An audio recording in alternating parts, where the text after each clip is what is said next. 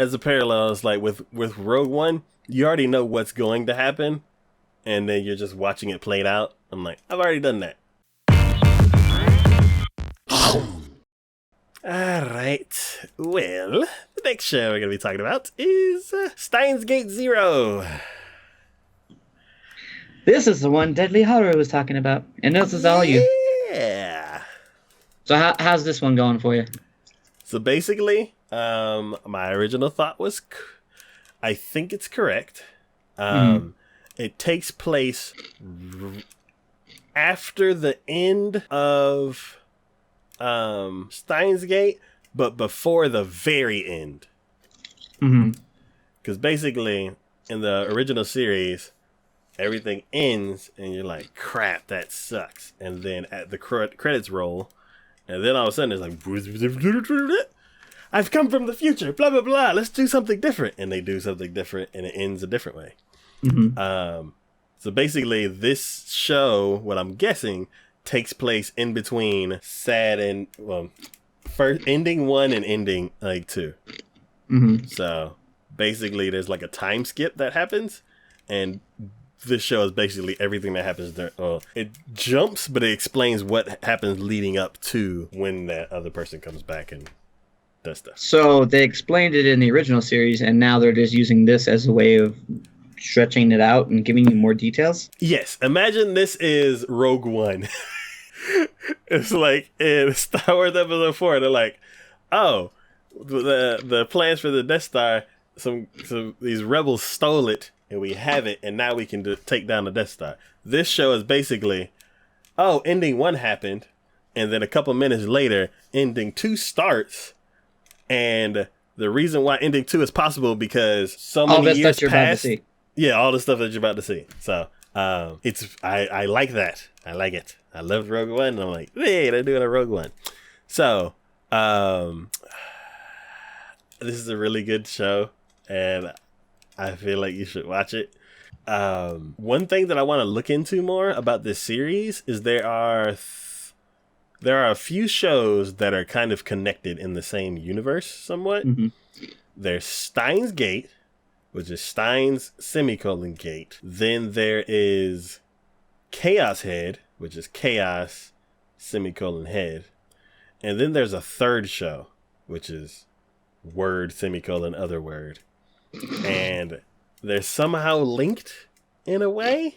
I'm not sure exactly how, but I'm kind of curious to know because I just recently watched Chaos Head probably a few months ago. And then I watched all of Steins Gate, and I'm watching the new one, and I don't see a link between the two. So I'm kind of curious if the third one kind of links everything together. But it's possible, and it could be not till the very end until they reveal that. Yeah.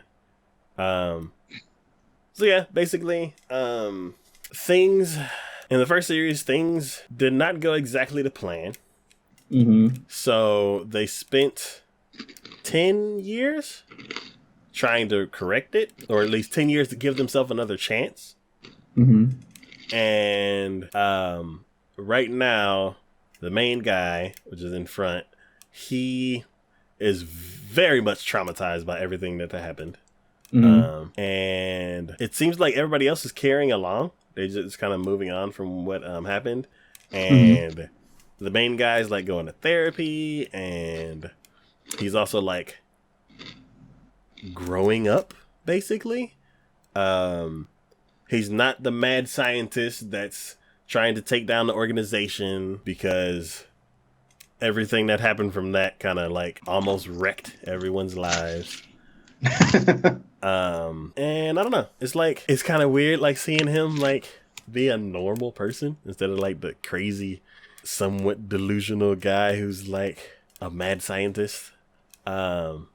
It's cool seeing all the other characters again. I've only seen the first episode, so it's also there's like this weird, it's weird, like there's a certain character that basically they're not in the correct time. And they're kind of stuck, so they're hanging around but trying not to interfere with the past so much that they like delete their existence, but they don't really have anywhere else to go, because the last time they tried to go somewhere else, they failed in the task that they were trying to do. So it's like I kind of feel sorry for her that she's like stuck, but it's cool that she's like, I'm trying not to interfere too much, but then I'm also trying to give you hints to make sure that things go the way that they're supposed to. But then I'm also hiding from almost like I'm hiding from half of everybody.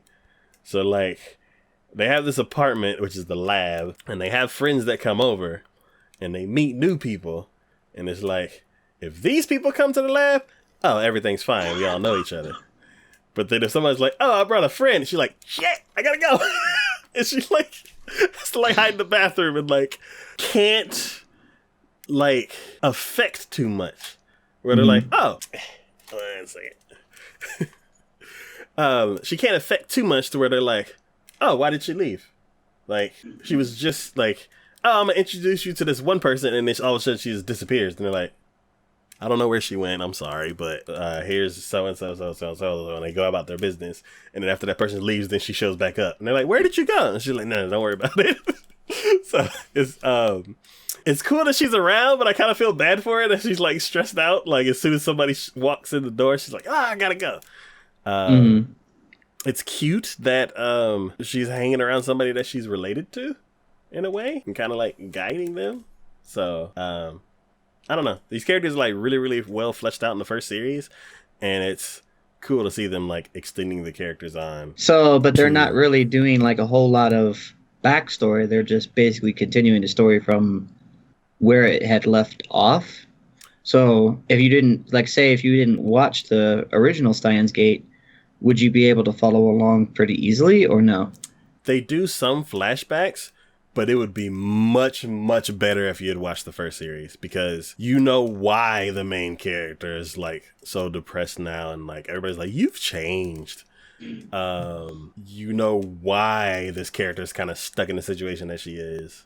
And then you know, like some of these characters, they aren't really exploring their like full personality because you already know it coming in. And they're just dropping by to do it, like just to say hi, hang out for a little bit, and then they go back to what they were doing. After watching the first series, you know exactly what they're going to go do. So it's like it's cool. Like it's cool that I like all these characters already, and you know what the end goal is. Or maybe this is something completely different. It's a toss up for me. Like where it is right now, I'm not sure where exactly it's going. I have a feeling because of how everybody's acting. But I kind of want a twist. Like, I already know what happened. Like, A, B, and C happened, and then the last few episodes of the first series happened. It's one of them things where it's like, as a parallel, it's like with Rogue One, you already know what's going to happen, and then you're just watching it played out. I'm like, I've already done that. I already know what's going to happen. I'm watching this play out. They may have obstacles here and there, which may be interesting, but I know everything's going to be okay in the end. So I kind of wish... Like, I kind of hope for this show to... They're like, nope, it's not even the same thing. It's just a different timeline 10 years later, and something else completely different is going to happen. I'm not sure. Well, that is the way with time traveling in general, whether it's anime, video game, TV, movie, whatever, any media, it's always going to be up in the air exactly how things are going to pan out regardless, so... Yeah. I do like that... You hear about a character in the first series that you're like, well, how did this happen? And then in this new series, they show up and they're like, oh yeah, we met her so-and-so. And you're like, oh, it's her! So, yeah, it's cool. Yeah. So I recommend recommend watching the first series because it's really good characters. It's an old school show it's a slow build for an amazing story. And this is just icing on the top of a great cake.